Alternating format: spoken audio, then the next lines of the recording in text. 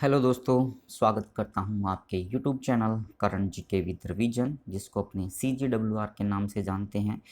आज अपने बात करते हैं most important question of the 28 मई। आगे बढ़ने से पहले बात करते हैं star performer of the day जो थे वो आशु पवार जी थे, जिन्होंने क्वेश्चन का आंसर बताया था कि जो साउथ अफ्रीका की सबसे ऊंची चोटी है उसका नाम क्या है, माउंट किलिमंजारो। ये आंसर इनके द्वारा दिया गया था। ये जो है star performer of the day बने हैं। अब अपने बात करते हैं क्वेश्चन नंबर फर्स्ट के बारे में। 2021 के लिए स्पेन की प्रिंसेस ऑफ ऑस्ट्रियस जो पुरस्कार है वो किसने जीता? इसका राइट आंसर होगा भारत के अमर्त्य सेन, जो कि एक इकोनॉमिस्ट है। इन्होंने ये अवार्ड जीता है। अब अपने सबसे पहले बात करते हैं प्रिंसेस ऑफ ऑस्ट्रियस अवार्ड के बारे में। ये अवार्ड जो है सबसे पहले 1981 के अंदर प्रोवाइड करवाया गया था। और ये जो अवार्ड है basically scientific, technical, cultural, social और ह्यूमैनिटेरियन की जो कैटेगरी होती है उसके अंदर ये अवार्ड प्रोवाइड करवाया जाता है।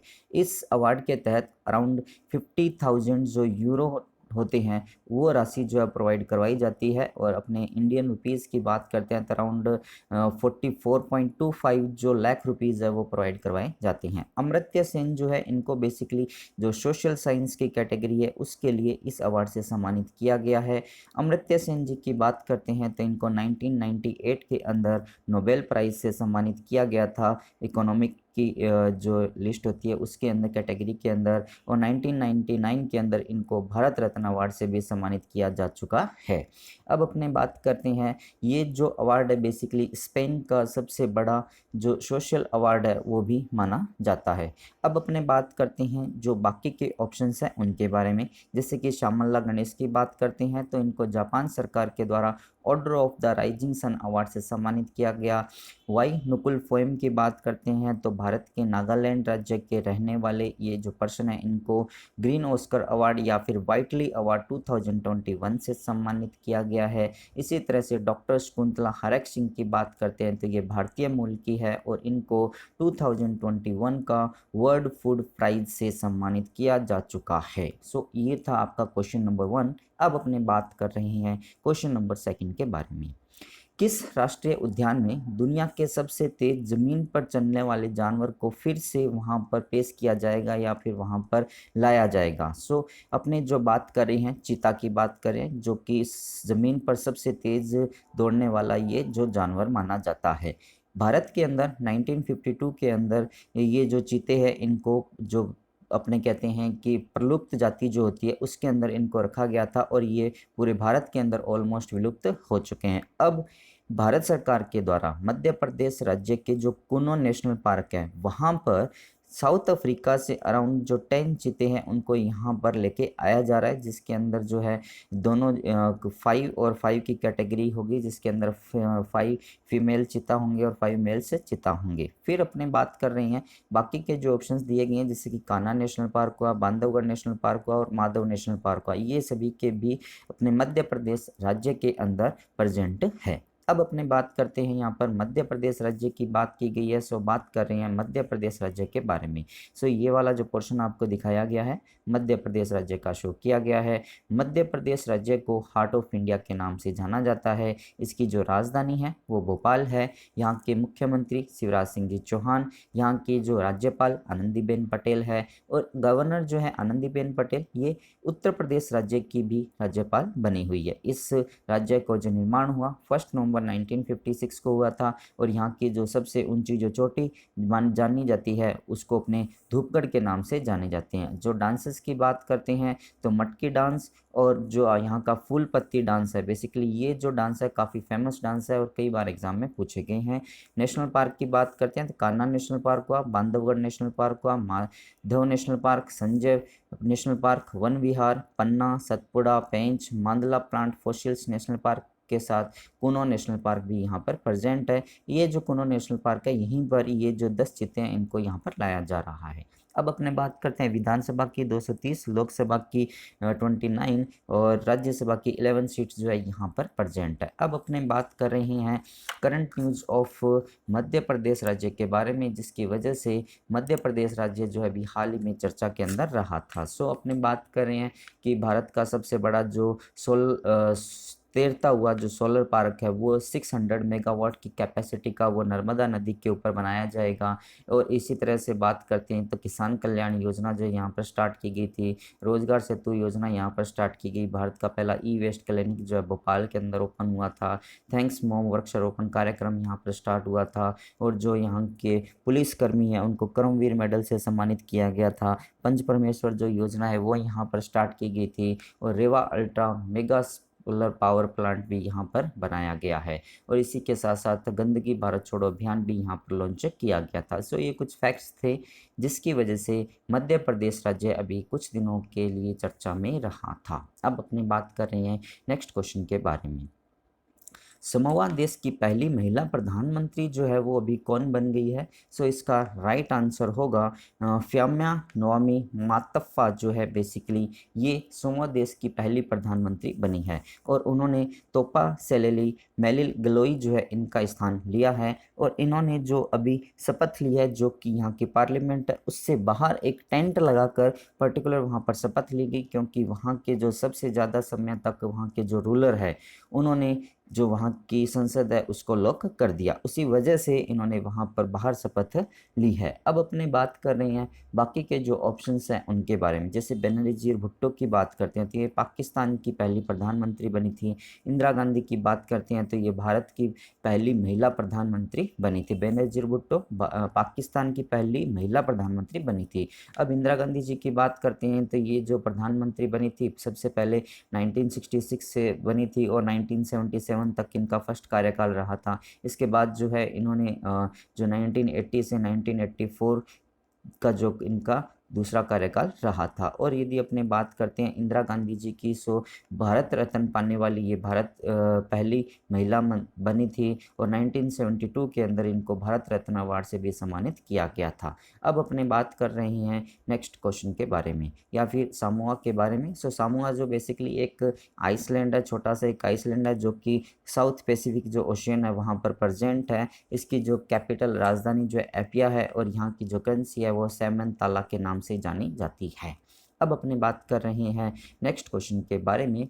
Federation of international hockey president award से भी हाल ही में किसे मिला है? सो इसका जो राइट आंसर होगा वो होगा वीके पांडियन को बेसिकली इस अवार्ड से सम्मानित किया गया है। वीके पांडियन जो है एक आईएएस अधिकारी है, और जो है ये एक्सटर्नल सचिव के रूप में भी काम कर रहे हैं उड़ीसा के जो मुख्यमंत्री हैं उनके। इनको जो ये अवार्ड है हॉकी प्रेसिडेंट ऑफ अपने बात करते हैं जैसे FIH है, फेडरेशन ऑफ इंटरनेशनल हॉकी की तरफ से इनको इस अवार्ड से सम्मानित किया गया है, क्योंकि इन्होंने उड़ीसा के अंदर जो हॉकी का गेम है उसको बढ़ाने के लिए बहुत अच्छा काम किया है, इसी वजह से इनको इस अवार्ड से सम्मानित किया गया है। फिर बात करते हैं सुरेश मुकुंद की, इनको जो है choreographer of the year award से सम्मानित किया गया, जिसको ऑस्कर ऑफ डांस के नाम से भी जाना जाता है। फिर बात करते हैं अपने नरेंद्र बत्रा की। सो FIH federation of international hockey के जो अध्यक्ष है उनका दूसरा कार्यकाल अभी स्टार्ट हुआ है। PR श्रीजेश की बात करते हैं तो फेडरेशन ऑफ इंटरनेशनल हॉकी की एक कमेटी है जिसके सदस्य के रूप में इनको चुना गया है, और ये भारतीय जो हॉकी टीम है उसके गोलकीपर हैं। अब अपने बात कर रहे हैं star performer of the day के बारे में। सो जो क्वेश्चन पूछा गया था आप लोगों से कमेंट्स के अंदर, उसका जो आंसर प्रोवाइड करवाया गया था वो आशु पवार जी के द्वारा प्रोवाइड करवाया गया था। सो ये हमारे star performer of the day बने हैं। अब अपने बात करते हैं, यदि आप लोगों को ये वीडियो पसंद आ रहा हो तो आप इसे लाइक कीजिए और अपने दोस्तों के साथ इसको शेयर भी कीजिएगा। जो भी पर्सन इस चैनल को फर्स्ट टाइम देख रहे हैं चैनल को सब्सक्राइब कीजिए, पास में जो बेल आइकन दिया उसको भी आप प्रेस कीजिएगा। जैसे ही आप इसको प्रेस करते हैं तो मेरे द्वारा दी गई हर इन्फॉर्मेशन का नोटिफिकेशन आपको मिल जाएगा। अब अपने बात करते हैं नेक्स्ट क्वेश्चन, ये जो दिया गया है अमेजन के नेक्स्ट जो CEO है वो कौन अभी अपॉइंटेड किए गए हैं। सो अपॉइंटेड तो इनको बहुत पहले कर दिया गया था, लेकिन अब इनका कार्यकाल जो है वो 5 जून से स्टार्ट होने वाला है। सो इसी वजह से ये जो क्वेश्चन है वो दोबारा चर्चा के अंदर आया है। सो अपने बात करते हैं, ये जो अमेजन के CEO है वो जो है बने हैं एंडी जेसी जो है वो बने हैं अभी प्रेजेंट टाइम के अंदर। ये जो अमेजन वेब सर्विस है उसके CEO है अब प्रेजेंट टाइम के अंदर आफ्टर द 5 जून ये जो है पूरी अमेजन जो कंपनी है उसके CEO के रूप में कार्यभार ये संभालेंगे। अभी जो अमेजन के संस्थापक है वो जेफ बेजोस है, और ये ये दुनिया के अभी दूसरे नंबर के अमीर व्यक्ति बन गए हैं, जो कि फोर्ब्स की लिस्ट आई। और कुछ समय पहले ब्लूमबर्ग बिलियनियर इंडेक्स आया था, जिसके अंदर इनको दुनिया का सबसे अमीर व्यक्ति बताया गया था। अब अपने बात करते हैं अमेजन के बारे में। सो इसका जो हेडक्वार्टर है वो वाशिंगटन के अंदर यूएसए के अंदर प्रेजेंट है, और इसकी जो स्थापना हुई थी वो 1994 के अंदर हुई थी।